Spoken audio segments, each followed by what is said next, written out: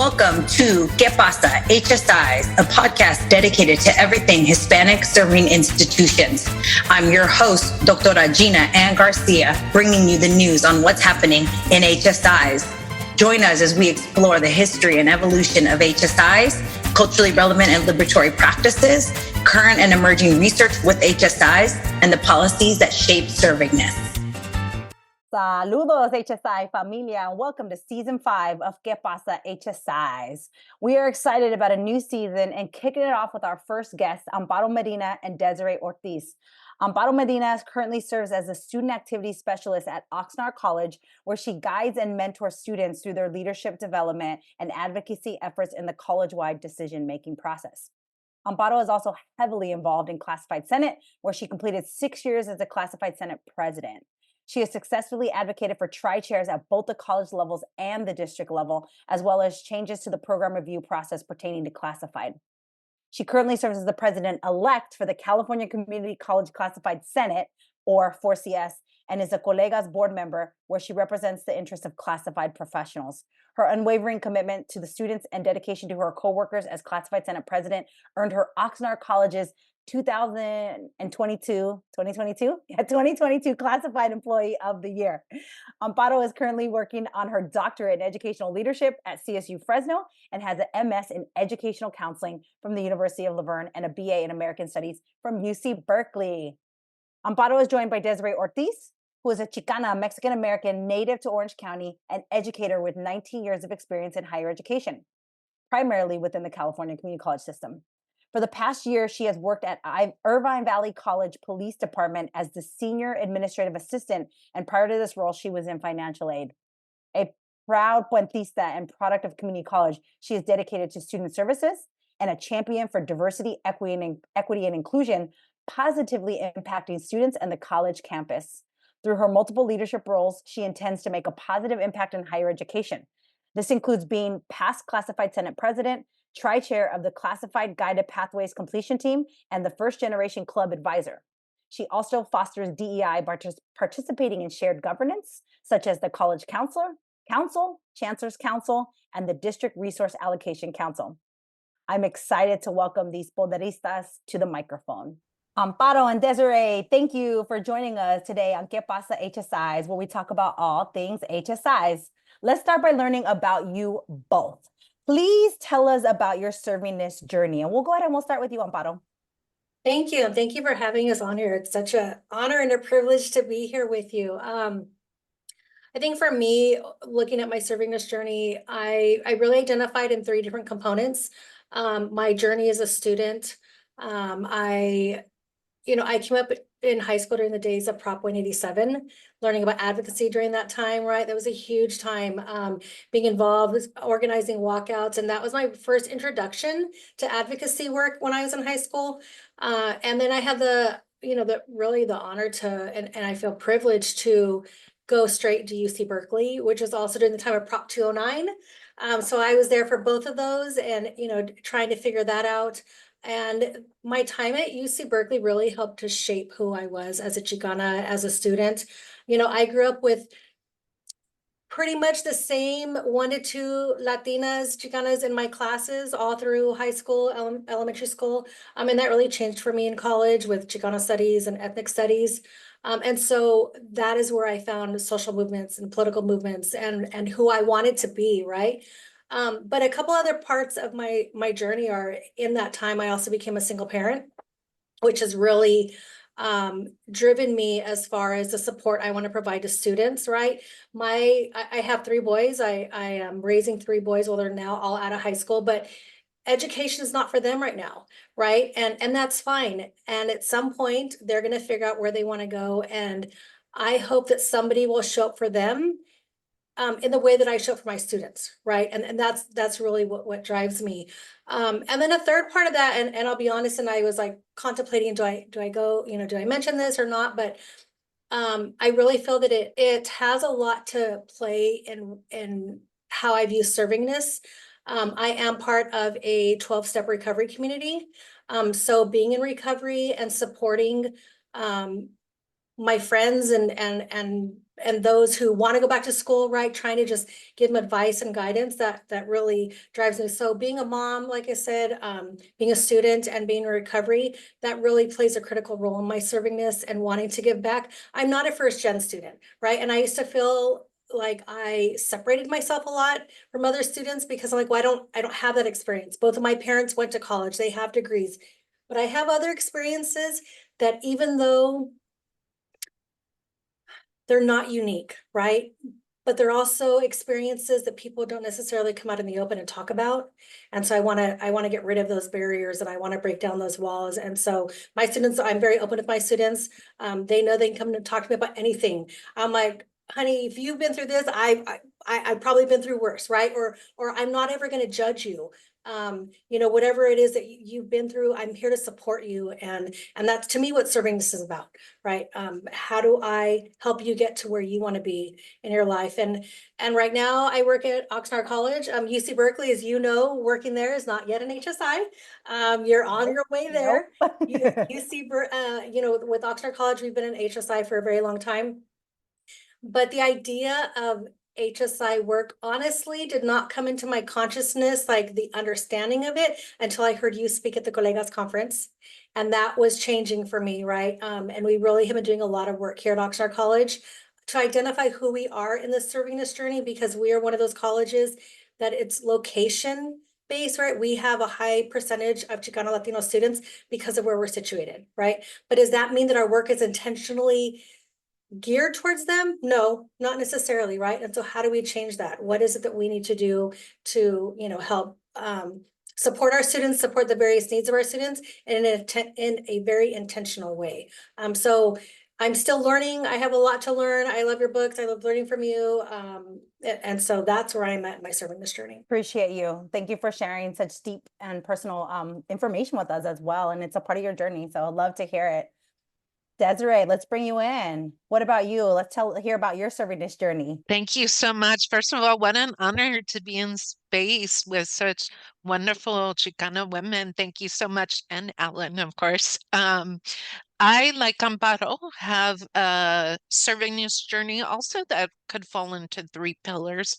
I am like fourth generation here. My great-great-grandparents were from Mexico.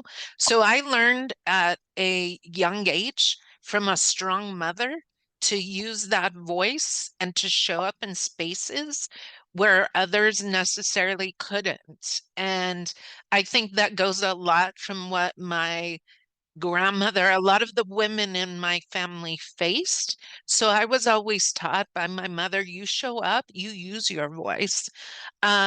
So from that at a young age, even now, she always says, you know what, you don't let anybody put you down, but you don't put anybody down. You come with that servingness, that respect. So I'm always mindful of that. Second, my journey as a student. I went to fashion school right out of high school. That was my first love. And I learned the hard way back, you know, in the 90s. Fashion for women of color or people of color was not existent. I found myself going through this journey in the spaces that I was in, constantly having to show up, use my voice, but not only for myself, for multiple people. And it did just really get exhausting because I found myself hitting a wall all the time thinking, okay, maybe this isn't for me. I decided to make a transition and went back to a community college, actually OCC, shout out to Orange Coast College. I was 28 years old and I discovered the Puente program. And being an older reentry student, I learned servingness, not, I think, because others seen it in me at that point. I was terrified. I will never forget the first day of class, but I sat right in front. And my professor at the time, Professor Gaitan, who is still at OCC, shout out to him, in charge of Puente, tapped me on the shoulder. And he seen in me what I didn't see in myself, to be the mentor for the rest of the class. And I took on that role. I was the oldest in the class, but there were times when we had students, some of my classmates who wanted to drop out of school. And he said, "Can you please talk to them?" And I'd share, you know what? I'm an older student. I'm 28. I've done my first journey of what it means to be out in the workforce. Without this degree, you can't help your family. You can't help yourself. And so being that role model to them was that servingness that I never even knew I needed and I wanted until it happened. And my third journey was becoming a mother myself, as Amparo stated. Um, my first daughter was born with this not only a severe health problem, but a learning disability. And throughout her whole educational career, I had to show up and remind people as educators, you are not going to fail my daughter because I'm not going to fail her, and you will not fail her also. It has been a journey. I have to say, going through the public school system as advocating for your own child. And, just my last name alone, people would ask me, educators supposedly, "Do you speak English?" And that alone would it would throw me like, are you kidding me right now? And so advocating, I got to the point that I was advocating for other parents that they would not bring in an interpreter for them. They were making decisions for their children on their behalf without even giving them that option. So I swore as an educator, I would never do that to any student. And I like to tell people I landed in higher ed. It chose me. I didn't choose it only because I decided to apply at Irvine Valley College. It's the only college I've worked at for the past 19 years. Um, I was in the banking industry actually, and I took a job as a customer service manager, and I applied for the position that I started out here at IVC. And I took it, one, because my older daughter, I have two girls, was born with heart disease. And so she was in and out of the hospital for her first year of life, which I had to advocate for her there also because they would come in and say, "Mom, do you know English?" I, always that advocacy piece of showing up once again for those who couldn't show up for themselves. And so I took the job here at IVC, and it took me 15 years, I think, new administration, our amazing leadership, Dr. John Hernandez, you know him, Yes, I do. yes, to instill that leadership and that advocacy piece in all of us, to allow us that space to show up for our students. And so, that's where my journey began. And here we are. And, learning that piece to even serve with each other. Because Mhm. Amparo and I have met a few times, but every time we reconnect, it's like we were meant to be in each other's spaces. So, Oh, I love that. Oh, thank you for bringing motherhood in. Both of you brought motherhood yes. in. I love that as part of the serving this journey. People often talk about their own mothers or grandparents or whatnot, but to talk about our own children, I love that. So thank you for these beautiful journeys. And y'all keep talking about advocacy, which is what we're going to spend a lot of time talking about today, particularly as y'all advocate for classified professionals through Senate, right? But let's first talk about what does that term mean? So Amparo, I'm going to ask you, just so that we all are on the same page, for listeners that don't use that term on their campus, what does the term classified professionals mean, particularly in the California community college system? Sure. So classified professionals refer to non-faculty, non-counselors. So everybody you see in the financial aid office, in our maintenance and operations, our custodians, we have our administrative assistants who, I believe are the backbone of our colleges. They, are all knowing. My position, for example, I'm a student activity specialist, so I support our student government. So that's another facet of governance, right? So basically anybody who's not in the classroom, our instructional lab technicians, they're considered classified professionals. Admissions and records, we're all over the place within the community college system, supporting the services of students outside of the classroom. Thank you. So a lot of people on campus, basically. Yes. There's a large group on campus, it sounds like. All right, so let's hear about, so both of you have served as classified Senate president on your campus. So I want to hear about what that role entails and some of the work that y'all did. So let's talk Desiree first. Tell us a little bit about your time. Is it like a 3-year term, it sounds like? Thank you. Yeah. So most terms is actually 2 years, but if you're president-elect, it's 2 years of getting to shadow the current president, and then you serve in your role. And actually, when I became Senate president, my dear friend here on campus, shout out to her, Angela Roscoe McHaney. She was going to be the actual president and decided she didn't want to do it. She just couldn't. She took on a new role. And so it just wasn't timing for her. And so they asked me if I wanted to take on the role. And my first initial thought was absolutely not. And I think Amparo and I spoke about this of why us women of color really don't want to fall into these volunteer roles, what it really means to take these on, to show up, and to represent.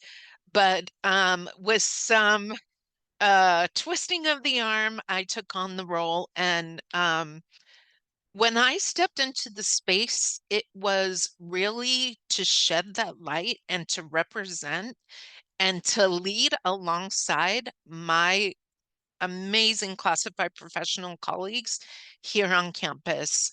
I'm a firm believer that most of the times a student comes on campus, the first person they come in touch with is a classified professional. And because we take on these roles, as Amparo stated, we're all across campus. It's our facility maintenance. It's our financial aid. It's myself now that I took on a new role. I was in financial aid for 16 years, and now I'm in our campus police, and we actually are a full-fledged police department. And so it's taking on these roles and using our sphere of influence where we're at to play that piece and that role for our servingness for our students. What is it that we're seeing our students go through that we can make a difference and help them with that piece of staying um, in their classes on campus, because we know that connected piece of having students be a part of campus. And so I believe when we take on these roles, I know I didn't do it alone. I did it with the help of my classified colleagues. And my intention was to really shed light on what it was our students were facing. I came into presidency right when we were coming out of COVID. So it just lended another lens of what that meant. One of the things that I wanted to be intentional about was how we were going to make that difference and lend that servingness piece. So when I got into my presidency role, the one thing that was very important for me was to align our Senate roles with our academic Senate. Our academic Senate has a VP of equity, they call it. And so I decided to add that role. I brought along my colleague, dear friend, who is now the director of research at Cabrillo College, Dr. Marcela Reyes, and she was our VP of equity for Senate, but she lent that voice to our diversity, our equity, our gaps, and what we're not doing to service our students. And she sat on our tri-chair. We have it's called our PAC-DEIA, President's Executive Council, a Diversity, Equity, Inclusion, and Access. And she was our classified role for that. And so from there, it led to um, other committees. We developed the first all classified professionals guided pathways committee, which I know in other colleges, they're now starting to bring that work on, where we, along with our faculty, we formed a committee and we did that framework together. And one other thing that I was really intentional about is making sure that collaboration with our academic senate was there. I was very fortunate. The academic senate president at the time made me a standing agenda item on all of his academic senate meetings. And that is huge. The fact that, they invited classified professionals to work alongside them was huge. And another part, we're part of a 2-college district, our sister college, Saddleback College. We decided that it was time we needed to really collaborate across district and bring our classified colleagues along. So in fact, tomorrow we will be joining together our senates to create a collaboration of a retreat to come together and just talk about our goals as a district of pretty much servingness. What can we do to service our students better? Yes, awesome. Thank you. Oh, this is so helpful. For somebody who I haven't thought much about, right? Like classified professionals' role in servingness, which we're going to get to deeper. Just hearing, right, the dimension, all the dimensions that y'all take on, right, within Senate. Amparo, you want to talk to us about your presidency and some of the advocacy work you did through your role? Sure. So I'll be honest, when I first joined Classified Senate, I had no idea what I was getting myself into, especially when I took on the presidency role. I joined as a classified senate secretary. I want to say in my first couple of years here, and and I have to preface this by saying, a lot of this work would not be possible if you don't have the support in place, right? I'm very fortunate that I was hired by Dr. Oscar Cobian, and he has been first my VP, and then he was our interim president for a little while, and he has really supported all of the initiatives and the efforts that Classified Senate has taken, and my connection to Classified Senate and the work that I do. So I just want to give him a quick shout out because, it's critical, right? I speak to other colleagues across the state who don't have that support in place, and it makes it really hard for them to move forward and for their advocacy efforts. So with our Classified Senate, at the time back in 2017, the Classified Senate president at the time got a position at our district. And so it was a interim position, so they just needed somebody to step in, and nobody else on my board wanted to at the time. And so I was like, I'll do it, because I love learning how things work, right? I love learning about different departments. I'm like, okay, this will give me an opportunity. And to be honest, I approached this position as I was going to be scheduling luncheons once a month for potlucks for our classified to come to, and occasionally bring in a VP to just go over some initiative that we are doing, because that's kind of what we were doing. That's what I had watched, right? And then and even when I became Classified Senate president, so we, and I'm sure this is the same across the board, but we have an opportunity to provide our input at the Board of Trustees meeting, right? And so we have a seat there, and I didn't attend. I was in the middle of my master's program. I had class the night that we had our Board of Trustees meetings, and nobody else really wanted to attend, and I didn't push for us to make sure. So I think we went probably a year or two without having a voice at the meeting. And then I finished my program and I started attending the Board of Trustees meetings, and I was like, whoa, like this is powerful. Like I have an opportunity to represent the voice of classified and be vocal about our needs, right? As a Classified Senate. So I'd say over the years, I was in the role for 6 years. It started again as the interim, and then I became permanent. So I had, 2 back-to-back terms plus when I first started. And it really evolved it could honestly be a full-time position, the amount of work that we do. I think at one time I counted, I was on 26 committees, just representing the needs of classified professionals everywhere from accreditation to facilities and planning to budget. We have a college planning council. And so one of the things that our district, our sister college, Ventura College, I'm part of a 3-college district, they developed a classified 9+1. So for those in the community college system, we know the academic senate faculty have what's called the 10+1, and these are basically their rights that they have to be consulted on collegially before a college makes a decision, right? That's going to something that's going to affect them. And I will say, being a student advisor, I also know that the students have a 9+1 ed code, right? Where colleges have to make sure the students have every opportunity to participate, right? And provide their input.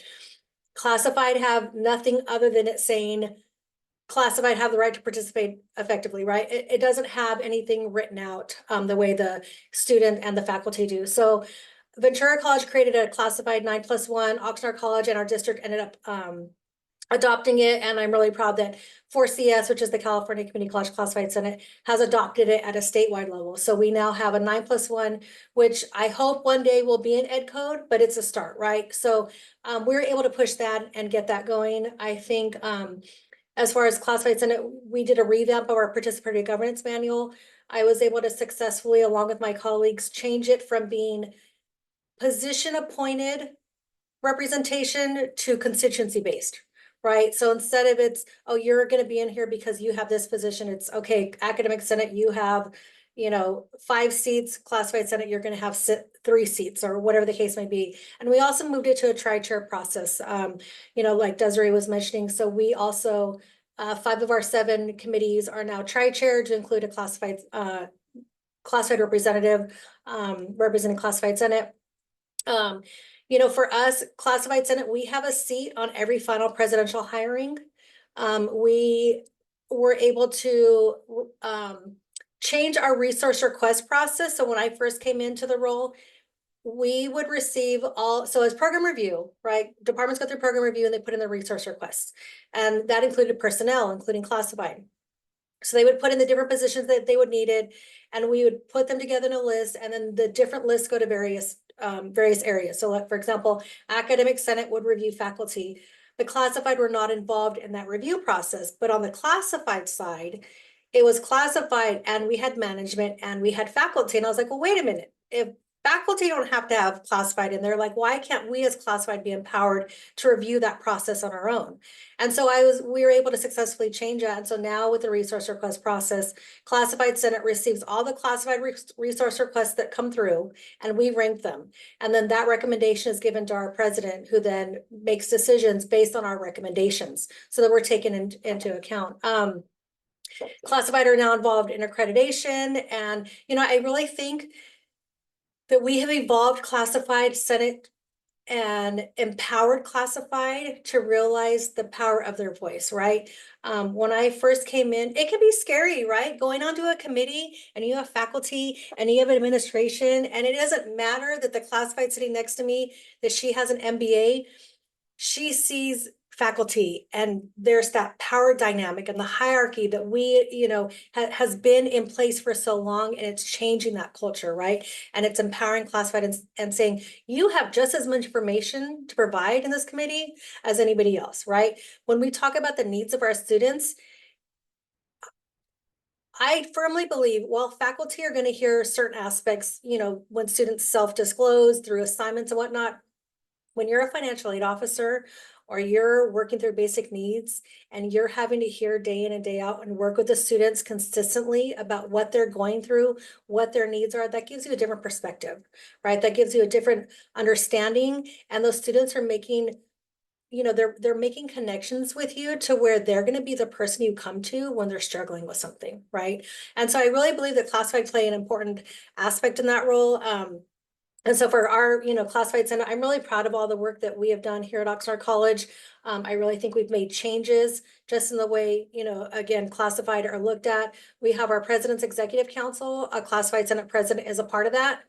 So weekly they meet, and when I was on there during my term, every week I met with all three VPs, the deans, and the president, and any decision making that was coming up or any issues like, hey, this is what we have going on. Amparo, how are classified going to feel? And I can take it back, right, to the classified senate. So we've done a lot of great work. And I think that there is power in classified. And one thing I do want to say, just to separate out, there is a difference between unions and classified senate. And I think that is an important part to say, because there is a power struggle. I'll be very honest, between classified at times, because there's not, they look at it as power versus I look at it as I'm here to support the needs of our students, right? And it's in different capacities. The union, yes, they're very powerful, and they're there to support the needs of, hiring and health and safety, right? That is very different than professional development. That is very different than the technology, right? It's very different than the day-to-day operations that classified senate can have, a voice on. And as classified senate, we are very vocal in saying it. We have it written out in our documents that we're there to discuss issues that come up outside of the collective bargaining agreement. And I think that's very important to understand, because we do recognize the importance of the unions, and it's not about us trying to blur that line, because it's not at all. Unions have their purview, and then classified senate has purview outside of the union. So I think that is an important aspect that I wanted to make sure to touch upon. Thank you for that. I really needed that, because I know when we first started talking about this episode, I kept kind of blurring those lines, right? And you were like, no, it's classified senate, right? Like you're like, that's what I can talk about, right? So thank you for that. That was a good, right, distinction. I'm learning a lot, y'all. So thank you for breaking this all down. But for me, it sounds like y'all are really talking about classified. Your role in Senate is like advocating for classified to make sure y'all have equitable, so there's equity, right? Because like you said, Amparo, there is those hierarchies, right? And on college campuses and university campuses, that hierarchy is administration, faculty are at the top of the hierarchy, and then classified sort of are like, not always seen as like equal, right? And so it sounds like y'all are your voices to say we are absolutely equal. And as you mentioned, Desiree, we're the ones that see students first. The students are going to come to us first. When the students are crying, it's y'all, right? Students crying, needing help. Who's there to support them, right? Whose shoulder are they crying on, right? And so thank you all for that, right? And for bringing this important conversation in. You both mentioned a tri-chair model. I want to make sure we talk about that, because that's a newer term for me. I hadn't always heard it until I really started working with the California community college system. So Desiree, tell us like specifically, what does the tri-chair model mean? Thank you so much. And that is a really good question. I think when Amparo was sharing what it means to have a classified senate, what it means to be a president, she touched on something really important, that without the support of our leaders, we wouldn't even be able to be and have a seat and have that tri-chair model. When President Hernandez first came to IBC, he wasn't at a college that even had a Senate. And so that was all new to him. And, being at IBC for 19 years now, in the past, I will say our leadership was not all about having a tri-tier model, not all about having classified have a seat at the table. And so with new leadership, bringing that servingness lens from our president to our chancellor, Dr. Barnes. People know her. She brings that servingness, that care, that supports what it means to be a tri-chair and to initiate that. And for us here at IBC, I will say when President Hernandez first came aboard, he is the one that embraced more of the tri-chair. The first tri-chair model I heard of is when he formed our President's Executive Council, our on DIA. And the tri-chair is a faculty representative, a classified professional, and an administrator. And they are the chairs of these committees, making sure, first of all, it's very intentional. It's intentional because every voice, every person at the table brings their voice from their lens of administrator, a classified professional, and faculty member to bring that servingness piece to whatever committee and whatever practices and goals for what it is we're trying to achieve. Tri-chair models, I will say, work when you foster that sense of collaboration on your campus. Um, we are at a really good time here at IBC that we are able to do that. We work closely, as I stated before, our faculty, our administration. So it works when you're able to bring that piece on. We just recently formed, and I'm pretty sure you heard of um, what it means to be in Caring Campus. So here on our campus, it was all classified led. What were our responsibilities of making sure when a student comes on campus, they feel that sense of not only connectedness, but they feel cared for.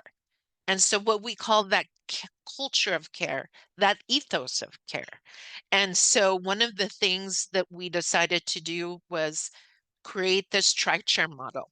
Let's bring in now the faculty, let's bring in the administration and classified to see what work we are going to be doing, not only in the classroom, outside of the classroom, but as a whole on the administration level. What is all of our parts in making all of our decisions to each committee that we have?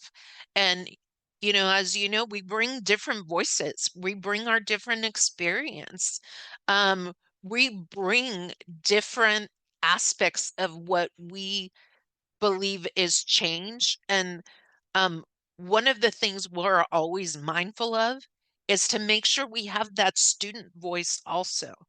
The only reason why we don't make them an actual chair is because we know they're very busy and we don't want to put that pressure on them, but we always make sure that they're a part of it. Um, it's great practice. I encourage any campus, if they are able to execute it with the sense of collaboration, and as I said, intentionality, bring that servingness lens of what it means to all come together and make these decisions. I have to say, it's a beautiful thing to watch when you're all in the room, when you're all at the table together, just ending the one goal of wanting to see students succeed. That it's a beautiful thing, but it has to be intentional and you have to have the support of your leaders. Mhm. Thank you for that.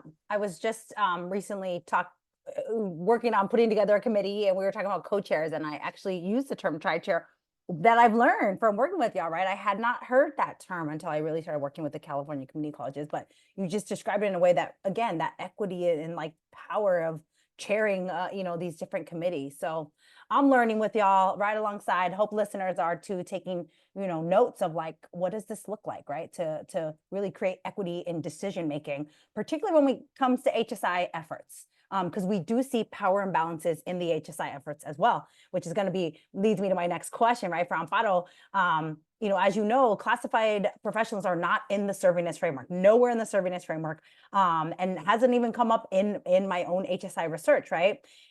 Some would even argue that servingness tends to focus primarily on faculty, we spend a lot of time on faculty and or administrators and not bringing classified in.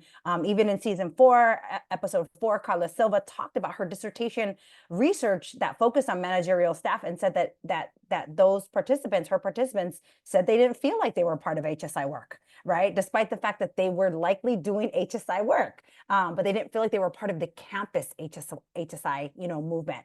And I've seen that play out, multiple times. So let's talk about that. Amparo, what are your thoughts on how can we be more intentional in this HSI work to ensure that we are bringing classified, professionals into the conversations, and that we are engaging classified professionals in these conversations about transforming the campus? Thank you. And I think that's an excellent question. When you look at the California Community College system, who most closely resembles and mirrors our students? It's our classified, right? So when we're talking about servingness and our experiences, classified professionals need to be a part of the conversation. They say an institution's budget will show where their priorities are, right? And so for us, for example, at Oxnard College, yes, so Flex Day is a great example of that, right? Professional development is a great example of that. Classified can be supported when institutions invest in their own classified and the work that the classified are doing. So for example, we here at Oxnard College, we have separate funding set aside specifically for classified professionals, right? So that way we can go about and do our own professional development, go to conferences, do our own learning. We also have set aside funding specific to college-wide professional development. And then now we actually just identified a new funding for DEI funding, right? So it's really investing in the culture of our campus, in the DEI work, in the servingness framework, making sure that classified, their voices are included. I don't know, we have developed an HSI task force, and classified are included. So whenever I think when an institution creates any new committee, whether, again, anything that we do is connected to students. It's all about supporting students, whether it's budget, whether it's facilities, there's a servingness that goes along with it because it's all about supporting students, right? And so having classified involved in that conversation, it doesn't just limit it to the faculty in the classroom experience, right? You bring in the classified experience. And again, as Desiree mentioned, classified are the ones that most likely students are going to see the first time when they first walk on a campus. I don't know how many, I've heard stories, for example, we had one where a student was struggling. They didn't, they weren't really sure what to do. They're coming to campus to try to learn. And it was actually our campus police who happened to walk by, our lieutenant, saw a student just sitting there and said, hey, can I help you? Or do you need to go certain, where are you looking for? And that made a difference between that student leaving and staying. Right. And that student went on to get enrolled in classes. And so I really think that, classified have a specific role that they can support in the servingness journey. I think they're part of the framework. When you talk about the various areas that we cover, it's all part of servingness, right? When you talk about basic needs, right? When you're making sure that our students are fed, when you're making sure that students have housing, right? We have, I know we are actually looking at creating a position that supports our students who are unhoused right now. And that's a population at every community college campus. So I really think that leadership at colleges, when they're creating these committees, when they're creating communities, they're looking at equity efforts and servingness, it's not just about faculty. Classified have just as much to say and need to be involved in that conversation. And they need to be invested in. Like I said, let us learn professional development. I was able to attend the Colegas conference. I was able to attend the OSCE conference because our administration believed in the power of investing. Our state chancellor's office, they do funding, but in my time here, I believe there's been one time where we received funding that was specific to classified. And it was actually funneled through the union versus through classified senate, right? So a lot of times the money comes for faculty because there's a lot of work that faculty can work on, but I think classified have just as much. So administration need to find that funding within their own general fund or wherever that needs to be to invest in classified. Self-assigned or flex day, I keep calling self-assigned flex day, but there's self-assigned flex day, there's mandatory flex day. That's only mandatory for faculty, right? It's usually the classified who are holding it down, who are having to stay in the office, especially when you're at a small campus, who are there trying to figure things out while it's the faculty going in and getting professional development. So We here at Oxnard, for example, we'll find other days. What are days that we can bring in people such as yourself, right? And our administrational support shutting down the offices, even if it's for half a day. Yes, we believe that this is critical in your professional development. And I think that's what it's all about, right? Giving classified the time and space to go and learn. Because if their supervisor's like, no, I need you to run the office or I need you to be here, there's no growth in that, right? It's a mindset, and it is a mindset. It is a total culture shift because not all colleges are used to that. They're used to like, okay, we need to make sure to keep the office running because it is about students first. But if the classified aren't growing, we're not supporting the growth of our students at the same time. Yes, exactly. 100%. The flex days, and for listeners who are not in the community college system, the flex days are those professional development opportunities, right? So at any campus that's having those professional development opportunities, if HSI is part of those professional development, which it often is, as you mentioned, I am often invited into those spaces to help with professional development. But we're not bringing all partners from campus, all constituents from campus, then only one piece is getting one piece of the campus is getting a learning, which is often faculty. Yes. And like you said, classified stays back and holds it down, right? And is like, we'll keep the campus running, right? While y'all go learn, right? Go take your time to learn.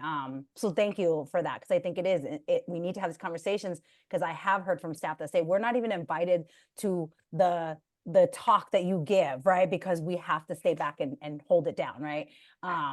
Yet the professional development is so important, particularly when it comes to HSI and servingness, because this is a new concept to most of us, right? That's why the conversation is so robust right now, is because HSI is a fairly new concept to most of us. We're trying to figure this out. So we all need that development.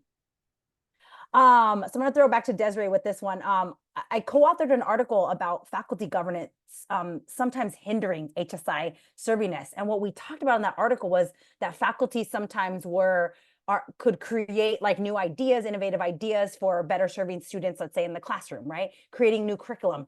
And then they have to pass it through their academic senate or their faculty senate. And those academic senates are not on board, right, with the work, and they shut it down. Right? They're like, no, we don't need that curriculum, right? No, we don't need DEI. We don't need bilingual courses, right? For Spanish speaking students, right? For whatever reason, shutting it down. So I wanted to hear about like the classified professional staff aside, right? If there are folks on campus who are sort of building the HSI movement and trying to get some support, what would be some suggestions for gaining support from a senate, right? If they have a classified professional senate on their campus, what's the best way of gaining support from y'all if they're not already in the classified senate structure? Thank you so much. That is a great question. I think one of the things that you touched on earlier in Amparo is, that professional development piece, particularly, for example, Flex Week, where classified aren't, showing up or maybe not allowed.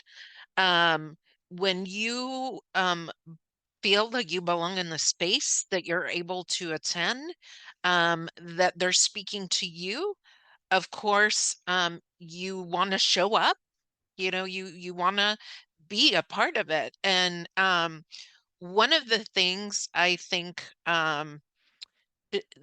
what we've done here at our campus, and it kind of just happened, I want to say, when the guided pathways structures came out, it was geared towards faculty 100%.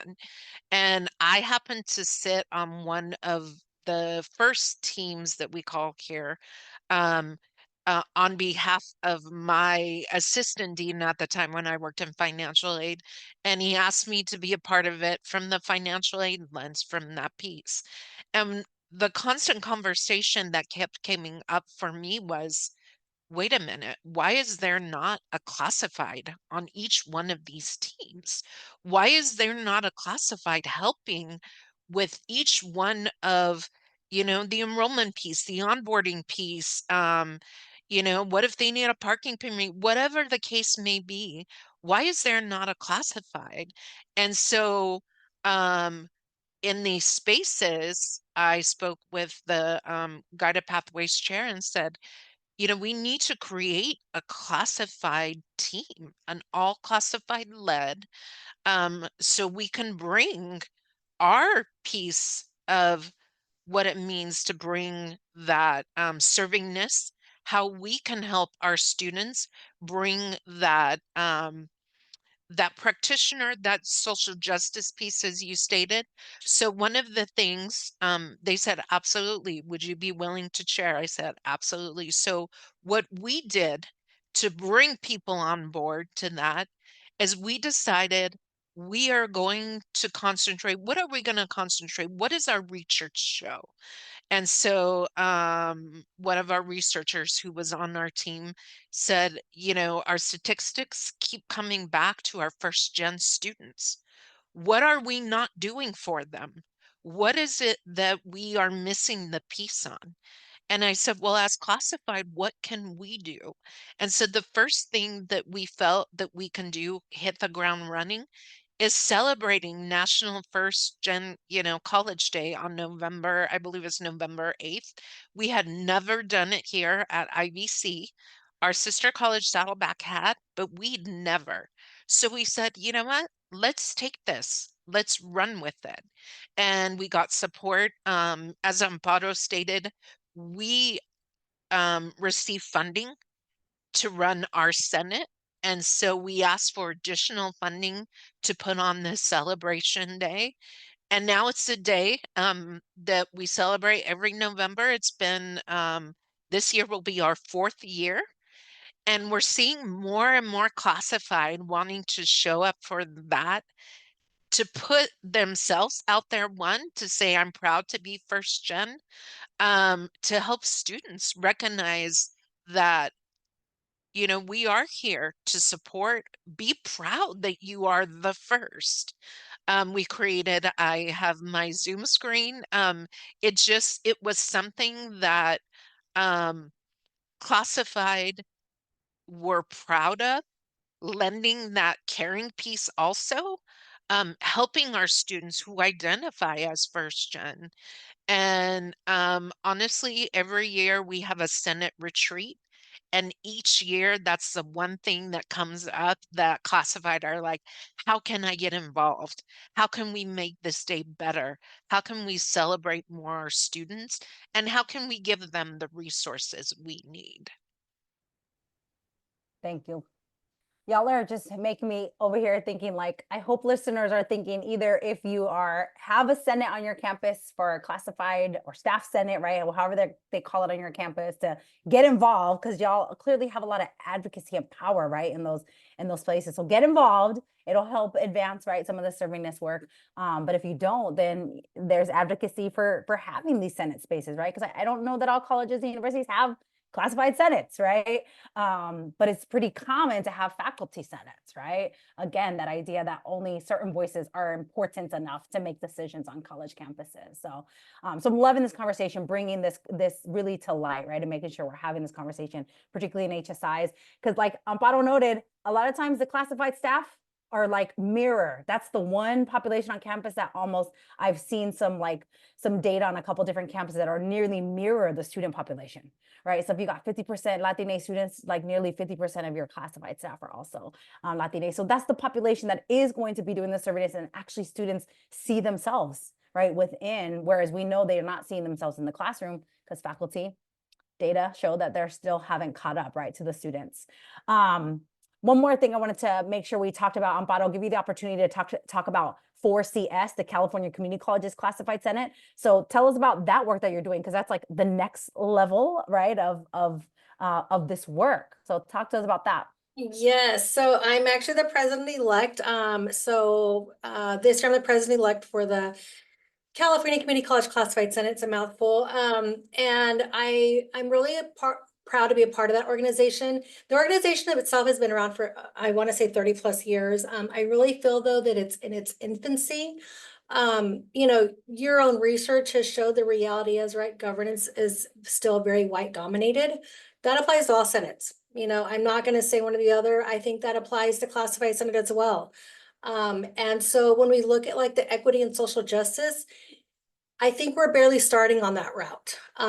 I think for a long time, 4CS, we are not an ed code, and that really has been like the goal, right? And so sometimes when you have one goal in mind, it can make it difficult to look at other areas or other facets of areas that we can concentrate on. So I think that we have made some strides. As president-elect, I have a seat now on the CCLC board. I have been a part of the CCLC Advisory Committee on Legislation, the League Advisory Committee on Legislation. We have a seat on the State Chancellor's DEI Committee, right? So we have seats on various committees throughout the state that are allowing us to insert our voice into the decision-making and bring in equity and social justice, right? And kind of move away from, we know we want to get an ed code, but there's other avenues to go about it. And I think we're having that realization now. I'm excited to see what we can do in the next few years when it comes to social justice and equity work. This at our last Classified Leadership Institute, we did have Dr. Keith Curry come and present. We've had Dr. Bull come and present, right? So it's moving it out of, and I hope people don't get mad when I say this, but that white dominated idea of what governance was, right? And looking for classified professionals to come in and understand that their voice matters, their experience matters, right? Look around at your room, Senates, look around at your room. Who are the ones, because this is about decision making, right? And so if you're saying, oh, well, maybe I don't have anything to add, and it's, other individuals adding, and it's not people of color, there's a problem there, right? Because the perspectives and the viewpoints are all not being representative, especially when we talk about mirroring the needs of our students, and understanding the needs of our students. So for CS, I think we've been around, like I said, 30 plus years. We are making strides now. The State Chancellor's Office has taken note. We have been fighting for a seat on Consultation Council. And that goes back to that whole discussion between Classified Senate and the union, right? And so it's trying to navigate through that the best we can.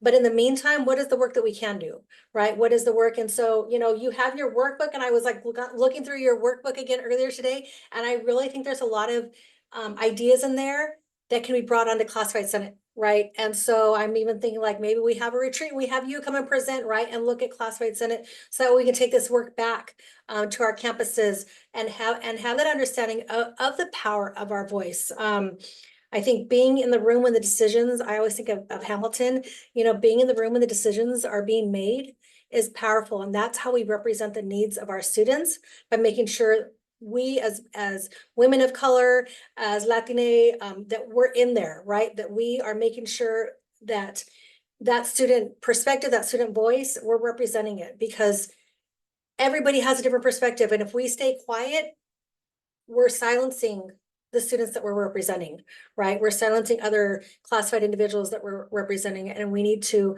find power in that. We need to empower one another. So yeah, I think 4CS has done a lot of good work and will continue to do a lot of great work. The equity work, I believe, is just starting. So I'm excited to see where we go with that. Woo, that was a good one. I'm glad you brought in the idea of like Senate spaces, which are governance spaces, which I talk about in Transforming HSIs, and the workbook, right, are often white spaces. Even when your classified staff are more people of color, right, and or mirroring your students, those spaces of power tend to stay, right, like more white dominant, right? And so disrupting those spaces, and y'all are disrupting those spaces clearly, right? We got Latinas in power in these classified Senate spaces, which is awesome. We need more of that. But yeah, the workbook, you mentioned the workbook. In the workbook, there is a page where we have you like think about like who is in the Senate spaces, in the faculty academic spaces, the classified Senate, and your student, right? Because that replicates itself in the student senates as well. We see that as well, right? And like Amparo, you said you work with those students, right? And that voice is important. All these governance spaces are where decisions are made. So thank you both for coming on and really elevating the voice of classified professionals and making sure that we really think about how we are being equitable in our decision making when we're thinking about who gets to be in HSI spaces, and making sure that classified professionals are there.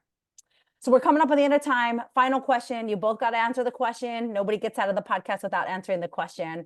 So I'll bring Desiree in to answer the final question on the podcast. Final question is, ¿Qué pasa, HSIs? ¿Qué pasa? Great question to end the podcast. A couple of thoughts came to mind. At IBC, we're still not quite an HSI. However, we frame that work of servingness as we were, that intentionality. And one of the piece that I like to remind anyone in any space that they're in, we all can bring that servingness component to whatever position we're in. As I stated earlier in the podcast, I recently took a position here in campus police. I was in student services for the past 18 years. I came here because the group of men and women here come with that servingness mindset. They serve with an open heart, and seeing the leaders across campus, from our chancellor, Dr. Barnes, to our um, president, Dr. Hernandez, our VPSS, Dr. McDonald, where they bring this servingness. And it's easy for all of us to bring that servingness if we see others serving with us. So remember, always be mindful and intentional in everything that we do and every aspect that we're serving with whoever we're serving, and how we treat each other. I always like to tell people, as Amparo said earlier, we can't do this work without each other, without being kind and mindful that we are all in this space and work together. Um, I will say you touched on something earlier. In my whole 19 years of higher ed, we're a great time right now to see so many amazing Latinas in these leadership roles across the state. Um, OCC's president, Dr. Angelica Suarez, women of color, Dr. Olivos there in Fullerton. I mean, it's amazing to see across our state what is happening.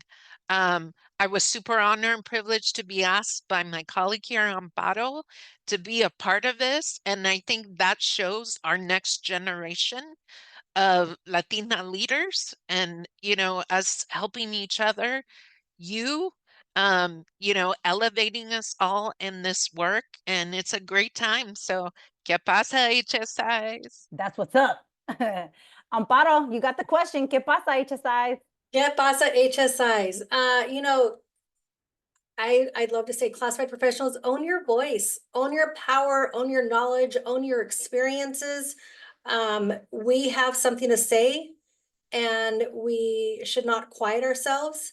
And our leadership, my ask to our leadership is empower our classified professionals to get involved. Sometimes it takes that one-on-one conversation. We know that, like, when you're in a room full of people, right? We have a lot of introverts. I can be an introvert at times, right? But it's when you take that time to go to somebody and say, hey, like, I've noticed that you have the experience in this, or you've mentioned this. I really see you contributing, in this certain arena or on this committee. And that'll make a change, because sometimes it takes, as Desiree pointed out earlier, it takes somebody else to point it out, because we don't always see it in ourselves, right? Because we, a lot of times, are our biggest obstacles. But I'm here to tell you, like, classified students, just empower yourselves, right? Your voices matter. We can't make changes in our system, right? The whole HSI work would not be occurring per se if Dr. Garcia had not opened her mouth and said, hey, let's take a look at this, right? And so I think that's powerful, and we have to open our mouths in order for things to change. So ¿qué pasa, HSIs? Like, keep doing the work, keep opening your mouth, keep, holding on to the strength that we have in unity, and our experiences. I think that's really important. Yes, and that's what's up. Thanks, y'all, for joining me today on ¿Qué pasa, HSIs?